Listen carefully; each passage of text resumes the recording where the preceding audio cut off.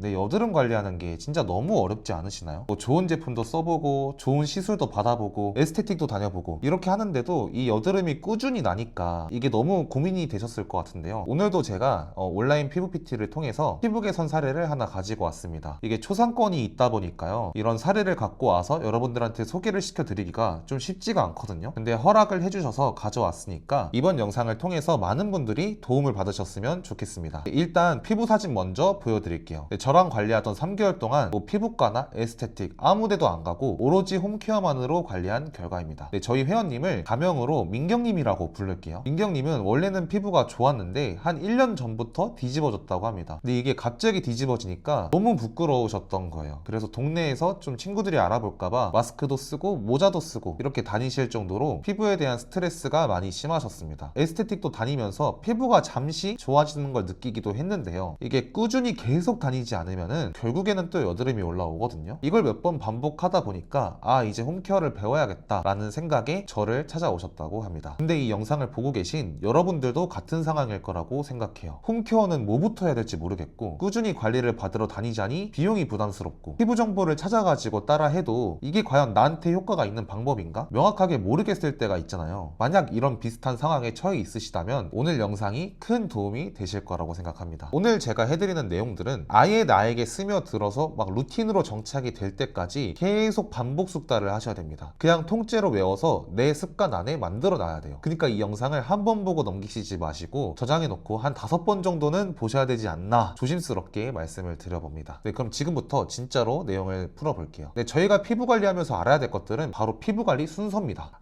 또 이 내용이야? 이렇게 생각하시는 분들도 있을 것 같아요. 맞아요, 제가 거짓말 안 치고 한 100번 넘게 이야기한 것 같습니다. 근데 그럼에도 상담을 하다 보면 이 피부 관리 순서를 제대로 잡고서 관리하는 분들이 없으시거든요. 때문에 앞으로 100번 정도는 더 강조를 해도 되지 않을까, 양해를 좀 드려봅니다. 이 피부 관리 순서만 제대로 알고 여러분들이 제대로 실천을 하시면은 뭐 피부에 좋다고 광고하는 제품들 이런 것들이 현재 내 피부에 맞을까 조금 더 객관적이게 그리고 조금 더 정확하게 구분을 하실 수가 있을 거예요. 네, 피부 관리 순서는 이렇게 진행됩니다. 첫 번째 모낭염, 두 번째 좁쌀 여드름, 세 번째 화농성 여드름, 네 번째 붉은기, 붉은 자국 이런 것들이에요. 각 단계별로 관리를 하는 방법들이 조금씩 다릅니다. 만약에 내가 모낭염, 그리고 좁쌀 여드름, 화농성 여드름, 그리고 색소 침착 이런 것들이 있다고 가정을 해봅시다. 당연히 모낭염 먼저 관리를 하고 그 다음에 좁쌀 여드름, 화농성 여드름, 그리고 색소 침착을 마지막에 관리를 하셔야 되는데 이 피부 관리 순서를 모르면은 그냥 올리브영 가서 이 제품 보고서 이게 색소 침착에 좋다고? 나 색소 침착 있는데? 그럼 이거 발라야겠다 하고 바르게 되는데요, 그러면 피부가 바로 뒤집어지는 겁니다. 제품이 문제였을 수도 있겠지만 이거는 내가 관리 순서를 몰랐기 때문에 피부가 더 뒤집어진 결과가 생긴 거예요. 네, 얼마나 이 관리 순서가 중요한 건지 아시겠죠? 네, 그럼 제가 지금부터 각 스텝별로 어떻게 관리해야 되는지 좀 말씀을 드릴게요. 네, 첫 번째로 모낭염입니다. 모낭염은 이제 오일 프리 제품, 그러니까 토너, 세럼 이런 제품들은 당분간 중단하시는 게 좋습니다. 정말 미세하게 조금이라도 더 피부에 자극을 주기가 쉽거든요. 이런 미세한 자극마저도 모낭염을 번지게 할 수가 있습니다. 수분 크림만 딱 발라주시면서 모낭염이 사라질 때까지는 토너, 앰플, 세럼 이런 것들은 좀 중단을 해주시는 게 가장 좋습니다. 추가로 모낭염은 자극을 줄이는 게 진짜 생명이거든요. 클렌징 할 때 이중 세안은 이제 없애주시고요, 약산성 클렌징 폼 하나로만 세안을 해주셔야 됩니다. 네, 그러려면 메이크업도 당분간 중단을 해주셔야겠죠. 만약에 이게 너무 어렵다면은 주말 이틀 동안 진짜 어디 나가지 마시고 집에만 있으면서 메이크업도 아예 하지 마시고 피부를 최대한 쉴 수 있게끔 환경을 만들어 주세요. 세안할 때는 손에 힘을 다 빼야 되고 1분 이상 세안을 하지 않도록 합시다. 네, 그리고 추가로 모낭염만큼은 저는 사실은 피부과에 방문을 해서 전문의와 상담을 하신 후에 항생제를 처방해 주신다면 항생제를 받아서 드셔보시는 것도 정말 추천을 드립니다. 그리고 두 번째로는 좁쌀 여드름인데요, 좁쌀 여드름 생겼다고 집에서 혼자 압출하시는 분들도 있잖아요. 있으시죠? 피부과나 에스테틱 샵에 가서 압출을 받으셔야 됩니다. 근데 사실 여기에는 진짜 중요한 전제가 하나 있어요. 바로 수분이에요. 사실 좁쌀 여드름은 굳어 있는 거잖아요. 피지가 모낭 안에서 굳어 있는 거거든요. 이런 상태에서 억지로 압출을 해가지고 빼내면 어떡할까요? 당연히 힘이 더 많이 들어가게 되고 흉질 수가 있고 오히려 염증이 더 생길 수도 있습니다. 그러니까 우리는 수분을 최대한 많이 넣어서 이 좁쌀 여드름을 말랑말랑하게 만들어줘야 돼요. 그래야 압출을 받았을 때 조금 더 부작용 없이 그리고 아프지 않게 흉지지 않게 압출을 하실 수가 있습니다. 네, 그러면 수분은 어떻게 채울 수가 있는 걸까요? 그냥 물 많이 마시면 되는 걸까요? 첫 번째로는 토너랑 토너랑 세럼을 교체해 주셔야 돼요. 제가 무턱대고 제품 바꿔라 라고 말하는 거를 좀 조심스러워하는 편인데요. 근데도 불구하고 이 수분감이 진짜 이 피부에 잘 스며들기 위해서는 지금보다는 조금 더 수분감이 좋은 제품을 쓰셔야 됩니다.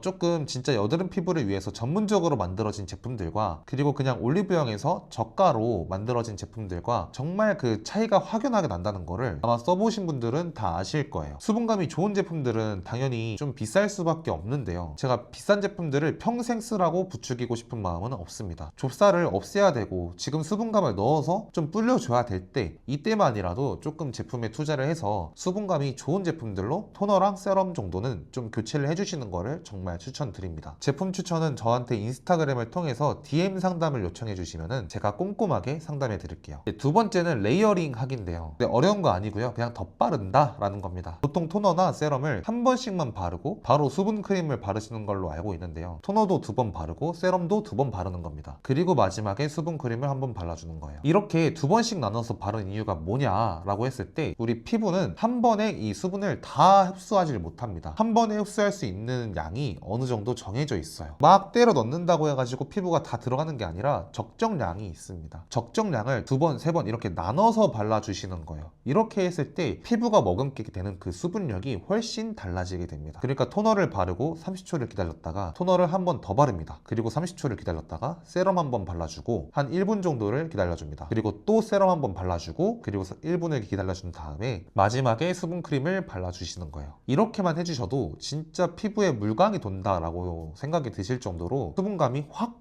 늘어나는 거를 느끼실 겁니다. 네, 이것도 주의사항이 약간 있는데요. 간혹 가다가 이 루틴을 따라 했더니 염증이 더 올라왔어요, 좁쌀이 더 생겼어요 라고 하시는 분들도 있어요. 높은 확률로 이런 경우는 좁쌀이 불려져 가지고 바깥으로 나오게 된 겁니다. 원래 있던 것들이 밖으로 나온 거예요. 제가 스펀지로 예를 들자면은 이렇게 건조할 때는 바싹 말라 있다가 수분을 먹으면은 부피가 이렇게 커지잖아요. 이런 것처럼 좁쌀 여드름도 굳어 있다가 수분이 계속 들어가니까 불어 나오게 되는 겁니다. 그게 피부 표면상에 봤을 때는 종장호님이 하라는 대로 했더니 좁쌀이 더 생겼어요, 염증이 더 올라왔어요, 이렇게 생각하실 수도 있는 건데요. 사실은 이게 좁쌀이 불려져 나오는 과정인 거고요. 지금부터는 좀 말랑말랑해졌을 테니까 피부과나 피부샵에 가셔서 압출을 받으시면 됩니다. 이 과정도 몇 번 반복하셔야 될 거예요. 한 번에 다 뽑히면 정말 좋겠지만 이것도 몇 번 반복하셔야 될 겁니다. 네, 그리고 세 번째로는 화농성 여드름 그리고 붉은기입니다. 네, 좁쌀을 많이 빼냈다면 화농성 여드름도 자연스럽게 줄어들었을 거예요. 좁쌀은 여드름 씨앗이라고도 불리거든요. 그럼에도 아직도 남아있는 이 화농성 여드름을 더 획기적으로 줄이는 방법에 대해서 알려드리겠습니다. 세 가지가 있는데요. 저자극, 그리고 수분관리, 그리고 열감관리입니다. 저자극은 세안과 스킨케어에서 가장 큰 영향을 받아요. 그래서 세안을 할 때 힘을 빼는 게 정말 중요한데요. 이 종장호 세안법에 대해서는 제가 이렇게 이미지로 딱 올려놓겠습니다. 캡처해 가시면 됩니다. 네, 그리고 스킨케어를 할 때도 마찬가지로 손에 힘이 많이 들어가면은 아무래도 피부가 자극을 받을 수밖에 없거든요. 이것도 마찬가지로 제가 스킨케어 하는 방법들을 정리해서 이렇게 띄워 놓겠습니다. 네, 이것도 캡처해 가시죠. 네, 스킨케어에서 결대로 바르라는 게 약간 이해가 안 가실 수도 있는데요. 이게 무슨 뜻이냐면 볼은 이쪽 방향으로 이렇게가 피부 결입니다. 그러니까 토너를 바른 다음에 이쪽으로 이렇게 발라주시면 되고요.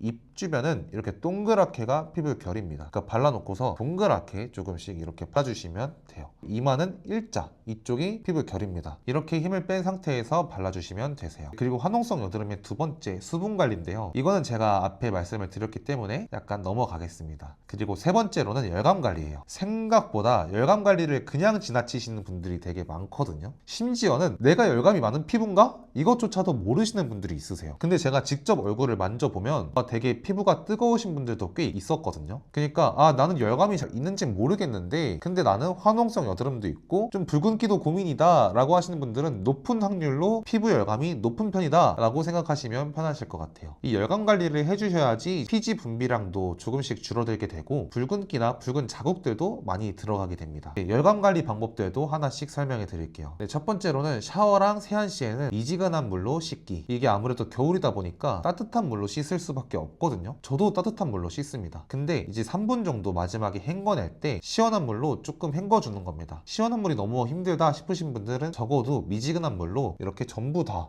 좀 식혀주시는 게 가장 좋아요. 두 번째로는 집에서 아이스팩으로 목 그리고 뒷목, 겨드랑이 이런 데에 대주시면서 수시로 열감을 낮춰주는 겁니다. 그리고 세 번째로는 두피 쿨링 기기가 있거든요. 이거를 냉동 보관해 놨다가 집에서 수시로 이렇게 두피를 마사지를 해주면서 열감 관리를 해주시는 거예요. 이렇게 해주시는 것만으로도 화농성 여드름, 붉은기, 붉은 자국들 이런 것들이 진짜 많이 들어가게 됩니다. 이건 너무 중요해요. 근데 이거를 진짜로 다 실천하시는 분들은 정말 1000명 중에 10명도 안 됩니다. 그래서 제가 이거를 계속해서 반복해서 말씀을 드리는 거예요. 네, 보시면은 민경님도 이제 화농성 여드름이랑 붉게 여드름 자국이 있는 상태였어요. 근데 초반에는 피부 관리 순서부터 잡았습니다. 모낭염이나 좁쌀 여드름은 없었기 때문에 바로 화농성 여드름과 붉은 자국 이런 것들을 잡는 방법으로 넘어갔어요. 근데 물론 계절이 변하면서 급작스럽게 좀 피부가 확 뒤집어졌던 적도 있었거든요. 막 빨개지고 이렇게 다시 저자극 그리고 수분 관리, 열감 관리 이것만 진짜 계속 반복을 하니까 한 3주에서 한 달 정도 지나면서 다시 피부가 이렇게 회복이 됐습니다. 이것만 정말 잘 따라해 주셔도 피부가 진짜 많이 좋아져요. 네, 혹시나 혼자서 이걸 다 판단하고 따라하는 게 되게 어렵다라고 하시는 분들께서는 홍대에서 피부 훈련소를 운영하고 있으니까요. 방문을 좀 고려해 보셔도 좋을 것 같습니다. 추가로 제가 고정 댓글에 저희 피부 커뮤니티 링크를 올려놓을 테니까요. 여기 들어오시면은 제가 피부에 대한 자료들 이런 것들을 더 정리해가지고 계속 올리거든요. 그러니까 여기에 들어오셔서 좀 피부 공부를 하셔도 좋을 것 같습니다. 네, 그리고 마지막으로 조금 잔소리 하자면 저랑 비슷한 상황을 겪었던 분들이 지금 많으신 것 같아요. 아니 아무리 좋은 제품을 바르고 좋은 시술을 받고 좋은 관리를 받아도 왜 내 피부는 그대로지? 이런 생각 하신 분들 분명히 있으시죠. 내가 그동안 피부 관리 순서를 모르고 적정한 타이밍에 적정한 제품을 쓴 게 맞나 라는 것도 어느 정도는 돌아보실 필요가 있습니다. 그러면 좀 더 냉정하고 객관적이게 내가 뭘 놓치고 있었구나 이런 정답들을 찾아가는데 조금 더 도움이 되실 거라고 생각해요. 네, 오늘 영상도 봐주셔서 너무 감사드리고요. 네, 여러분들의 피부가 편안해지길 진심으로 기원하고 있겠습니다. 네, 궁금한 게 있으시면 댓글로 알려주세요. 제가 또 컨텐츠로 가져오겠습니다.